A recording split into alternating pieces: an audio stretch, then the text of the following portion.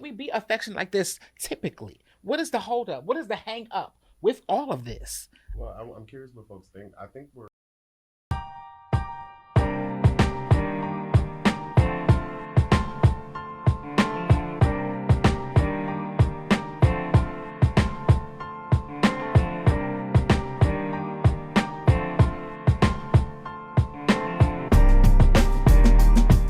Hello, hello, hello. Welcome to another episode of Hung Up Pod Live with Eric and Tony. I am Tony Purdell. I'm your homie. I'm your brother, and I am your friend.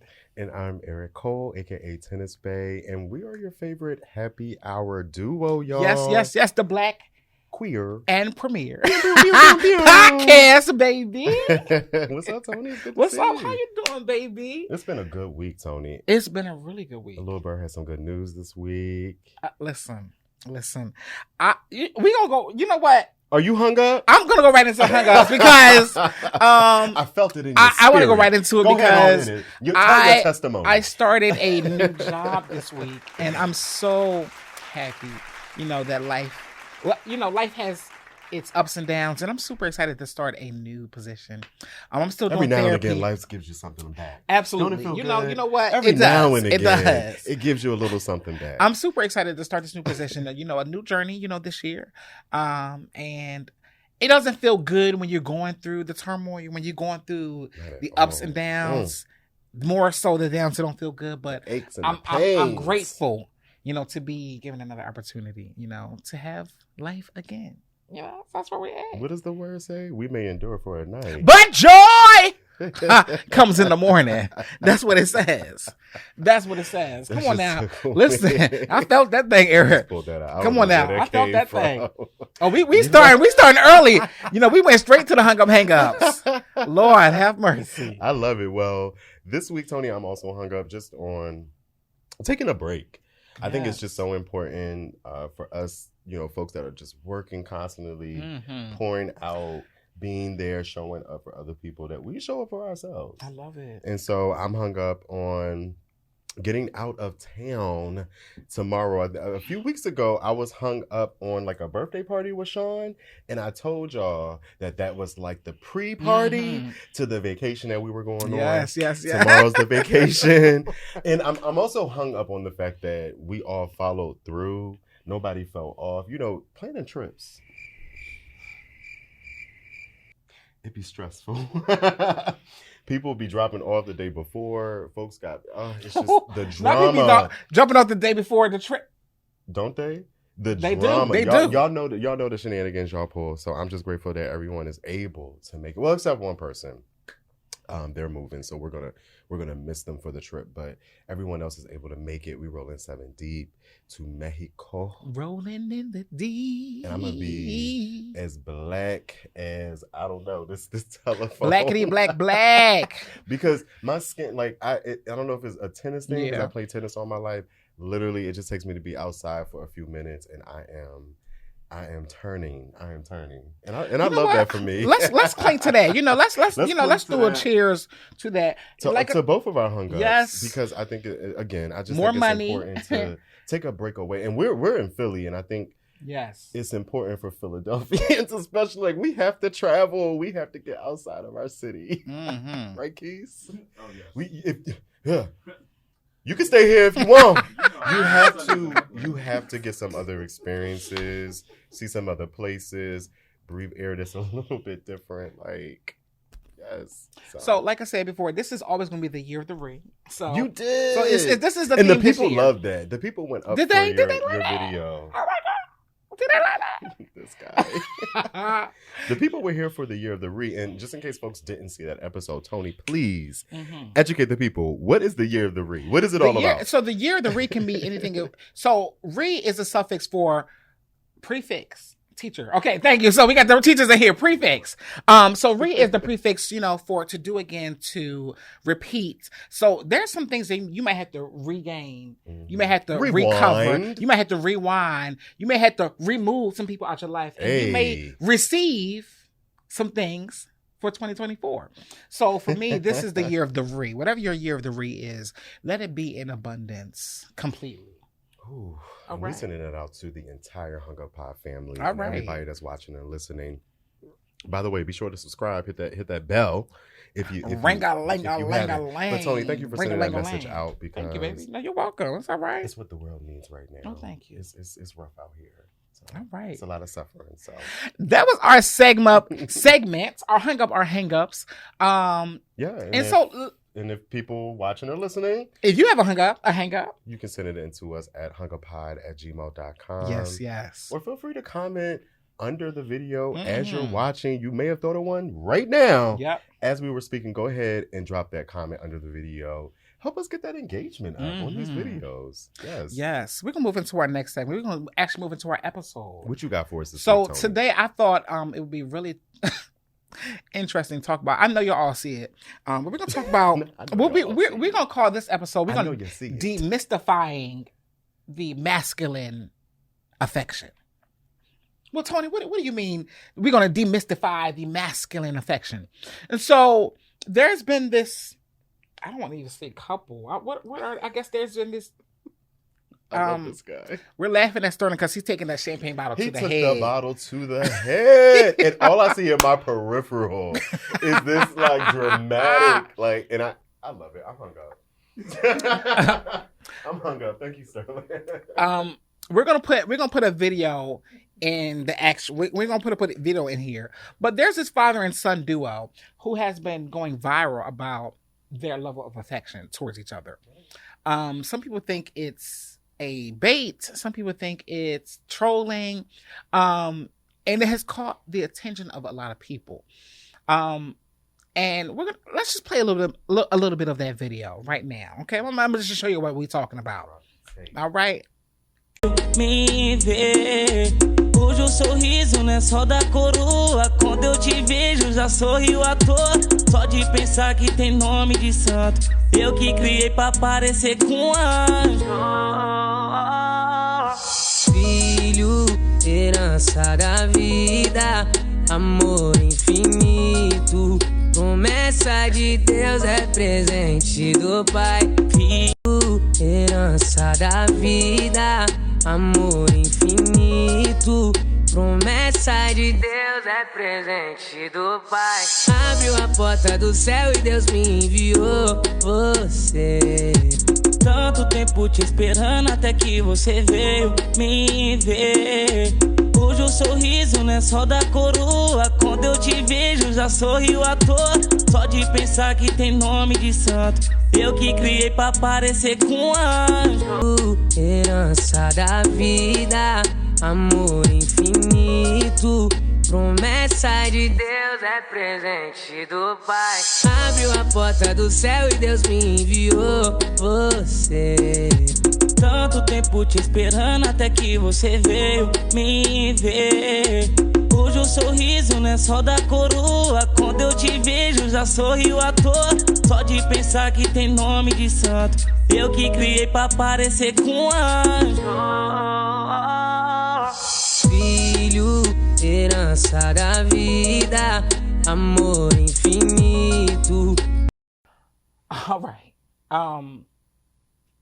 So, what do you think about that video, Tony? What are your thoughts?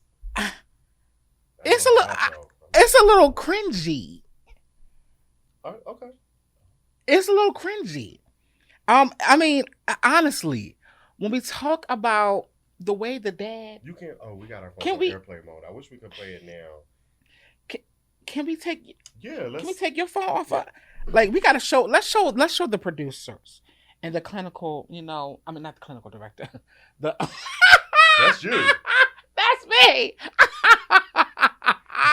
The creative director. Lord. I love somebody's laugh. The creative director. Let's show them so we can all see. But everybody's been seeing this thing. Wow. So you know what I'm talking about. So we're gonna tag the actual name of the actual show that to Sterling and to Keys. I don't know what to say. At first it was cringy because I'm like, okay, is people trying to get likes and get views? But when I really looked at it and I broke that thing down, I was like, we need more of this. I see what you're saying. You were more so cringe at the fact, is this authentic? Exactly. I got what you're saying. Yeah. Exactly. Yeah. We need more of this. It's like, oh, father, son. One. Okay, I'm gonna step on some toes. Yes. Once again, black men, but I think they're like of a different culture now. Okay. I think they're like from a different country or something. Okay. But still black, black people. Honestly, of the diaspora. Honestly, people thought they were an actual couple. Really? People say, "Oh, this can't be real." Because only gay men. It has to be because only gay men are affectionate this way, and I think that's just how people's minds are trained, and it says more about maybe how your ideas have been cultivated around intimacy. I think, like, honestly, when I first saw the video, my first thought was, wow, I'm sure there's a lot of people like me that would love to have 5 minutes with my dad, to have that type of moment with them.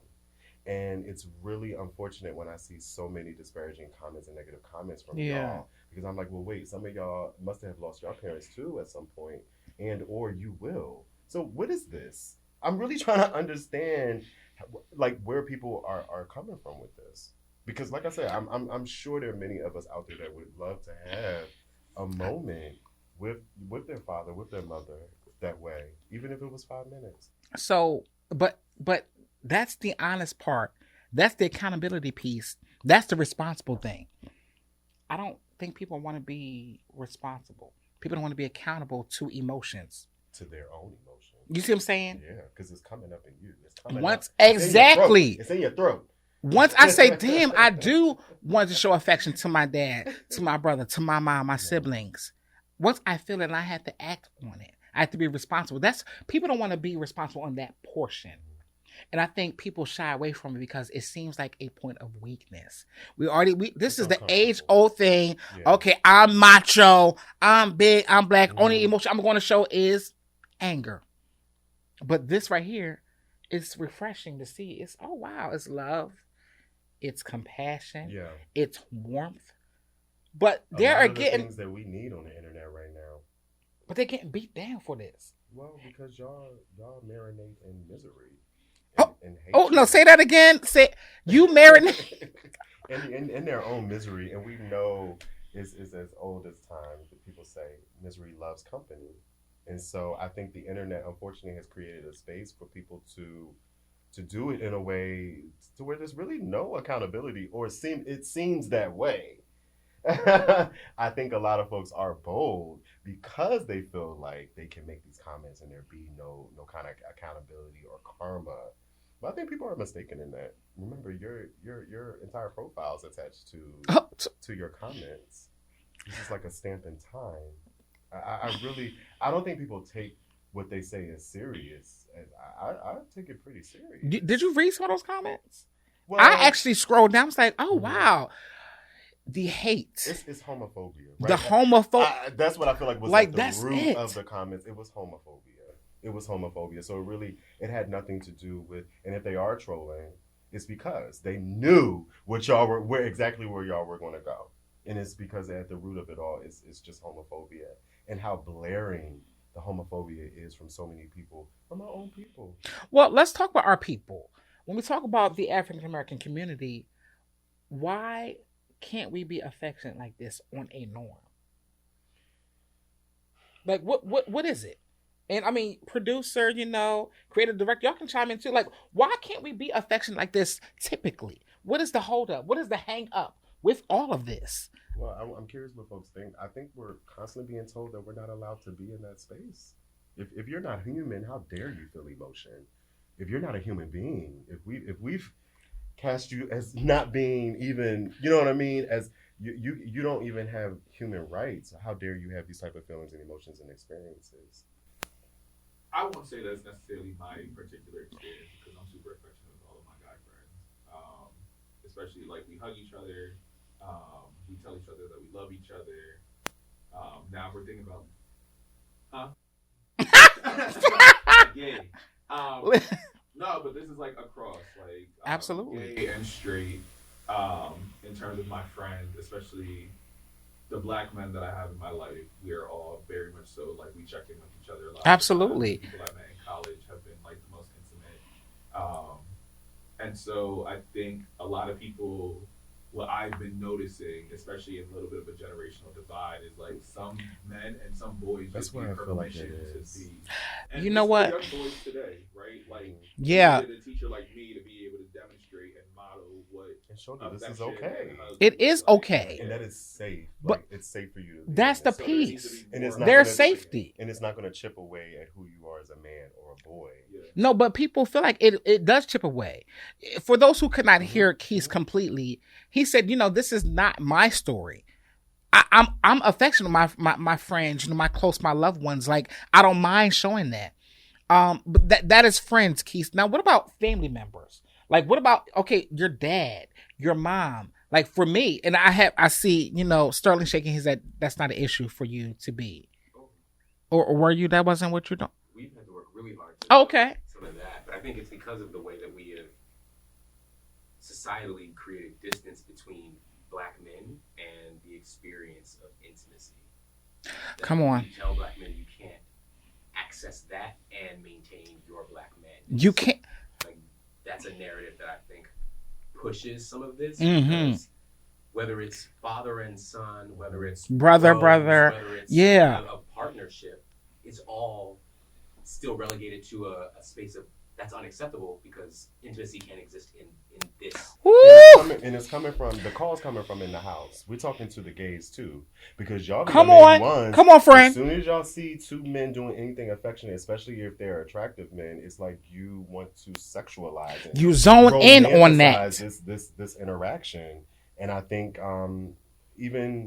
even with some of our men, I'm thinking of like the Jalen Hurts of the world. Yeah. Y'all want these men, y'all sexually desire these men to the point where you will comment and make them homophobic. You will make them gay. If they take a picture a certain way or pose a certain way or with a guy a certain way, or like we see in these videos where they're showing affection. I think so many of us are yearning for the thing that, you get bitter. But how do we move out of that space? Because honestly, I think, and I might be out on a limb here, when we talk about how they were displaying affection, they were not, how do I say it, not traditional African Americans, or they were from a different culture. So was that more accepting from the culture they came from? I think they were honestly in Europe.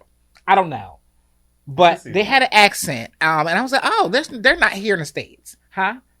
They didn't see Black Americans. They're not here in the States. And I was like, is that more acceptable overseas? Like, what is this thing? No, but in reality, actually, is very much so. Like, even if you think around, like, how we sexualize soca and when people are dancing together. Yes! The Trini, yes! When we look at a lot of these different forms, like merengue, bachata, everything's, like, very intimate when you, like, do it. And even like kissing each other on the cheek is not a sexual act. That is a display of affection. And Americans, y'all boring. Say it again, right to the camera. Y'all make this country so stale and boring. And when you look at other countries and just how their culture is, you can't help but to feel so behind. But there's so much stigma when you talk about this boring it's the hang-ups and the hang-ups that we constantly have to go through. Yeah. And I wanted to, we're going to post another video that's another hang-up that I wanted to address. I showed Eric this video. I was like, what is his name? I Am Zoe. Mm-hmm. He was interviewing or had an interview with the homegirl, baby boy. I forget her name. I know you're talking about. But he's basically saying, I date, he said, I date DL men who have girlfriends or something like that. We're gonna drop the video right now. Because I can't date a gay guy. What? Openly gay. Yeah, because so how you gonna get married? He's gonna be a guy who was with women and then decide to say, hey, I just want to be with you. So that means he ain't never did that with no boy before. All right. That little 10-second clip, it was problematic for me. When I saw that, I was like, oh. I want the girls to open a dictionary. And understand what a preference actually is. Come on, friend. A preference is like this, y'all. If I walk into an ice cream shop, right, and they got a couple flavors of ice cream, okay, walk with me. I'm walking. Go ahead, friend. My preference might be chocolate. Come on, friend. But I'll take strawberry. Mm-hmm. That is what a preference is, y'all. Mm-hmm. It means you prefer this But if that's not available, you'll take this over here. What a lot of y'all be espousing on here is really just like bias, whether they be implicit or explicit. A lot of what y'all have is it's just bias. It's these strong opinions that y'all have about groups of people. Yeah. That's really not cool. And it's given, and we talk about this, Tony, like, don't yuck somebody else's yum. Well, I mean, this might be why it's so pissy today. Everybody want to know why. Pissy. Everybody want to know why it's so. But pissy. where does it start and where does it end? Y'all pissy. You know what? One of our guests who was on last season, Brahim, was it this season? This season. This season. It was this season. This season. I'm sorry. It was the first part of the season. I'm sorry. He had put some stuff on his story, and he had a couple questions he was asking. Shout out to Brahim. He was like, "Can I ask y'all?" He said, "Why y'all be saying y'all want a man that can cook and clean, but you won't buy your son a play kitchen and a play room?" Wait, what did he say? You want a man that can cook and clean, but you won't buy your son a play kitchen when they're young or a play broom. Like, hold on. We used to ring them groceries up. What? Remember, I always wanted an easy bake oven. Remember, I wanted the easy bake. That was so cute. Brahim also asked another question. Why do you want boys to understand girls' bodies and the power of no, but you don't let them play with dolls? Make it make sense. Another one. He said, why y'all spending all y'all paycheck on Balenciaga, Tom Ford, and Versace, but you won't buy your son a sewing machine? Make this shit make sense. That's why we having this episode about demystifying the masculine affection. It's performative. All of it. It's performative and it's selfish. And I think the long game is nobody wins. That's just my take. This last one. He said, why you tell your sons to stop crying and be a man, but you will beg a 30-plus-year-old man to be more sensitive? For you. And your needs. This doesn't make no sense for me, Eric. I don't get it. Like, is it a problem to be sensitive? Is it a problem to be affectionate or not? And if it is, why is it a problem? I think it's just where we are right now as a culture and as a society. I think where we are is just a natural part of the evolution of the entire process. It won't always be this way, but I think women have made it very clear what they expect of men. I think it's very toxic. There we go. So it is. The question is, how long is it work? How is this working for y'all? Is this working for us? And it's a us thing. It really is. Because we have to be more acceptable, and we have to show and be in a space that shows it is okay. Like he said, very, very affectionate towards my friends and my loved ones. Me too.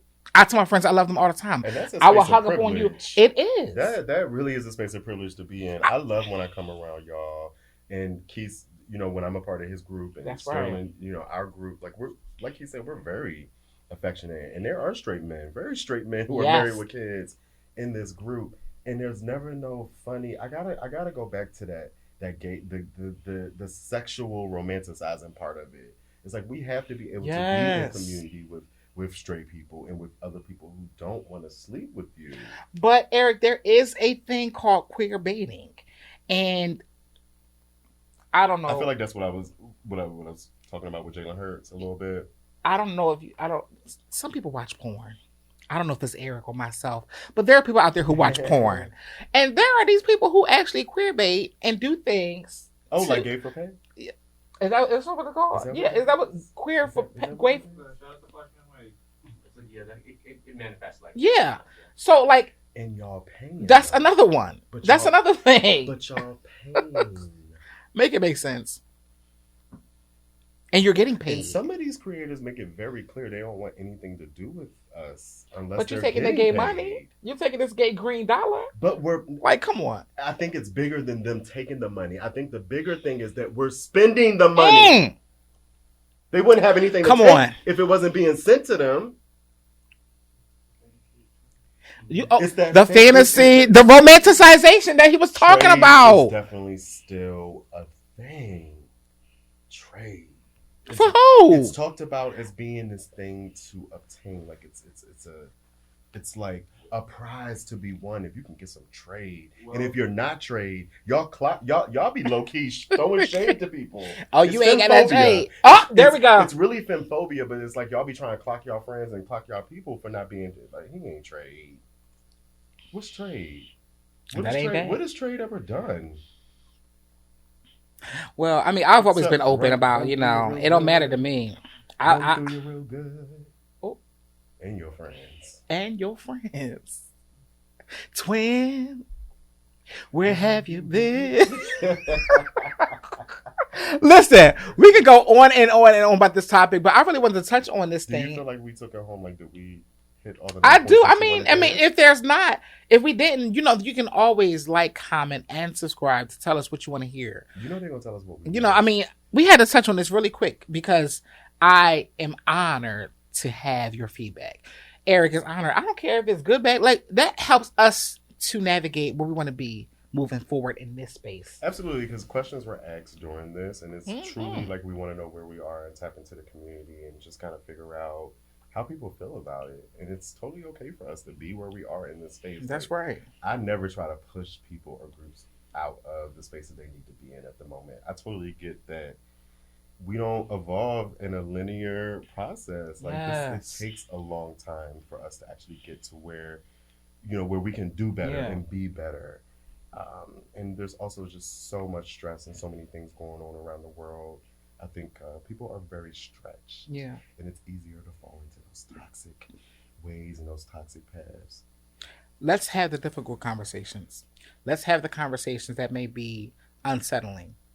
It's just a conversation. Let's have it here at Hung Up Pod Live with Eric and Tony. So this is another episode for your viewing pleasure. We are the Black Queer and Premiere podcast. I love y'all. It is the champagne.